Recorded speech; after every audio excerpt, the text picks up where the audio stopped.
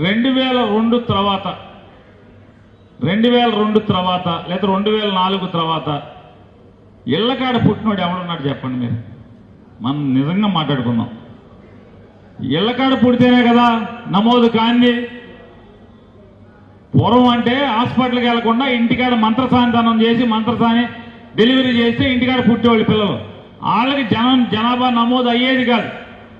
కానీ వాళ్ళు హాస్పిటల్కి కాకుండా ఇంటికాడ కనేవాళ్ళు ఎవరున్నారు చెప్పండి. అసలు గవర్నమెంట్ ఒప్పుకుంటుందా నువ్వు ఇంటి దగ్గర డెలివరీ చేస్తానంటే?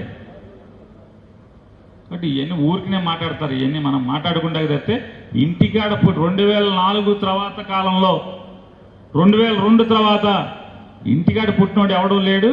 ఇక నిజంగా ఇక అంత విచిత్రమైన పరిస్థితి వస్తే ఇక తిప్పలు పడాల్సిందే ఓటు కోసం. అదే సార్ ఎవడున్నాడు పేరు చెప్పండి నాకు. మీ నియోజకవర్గంలో ఫలానోడు ఇంటికాడ పుట్టాడు, వాడికి జనాభా నమోదు లేదు, నువ్వు చెప్పండి.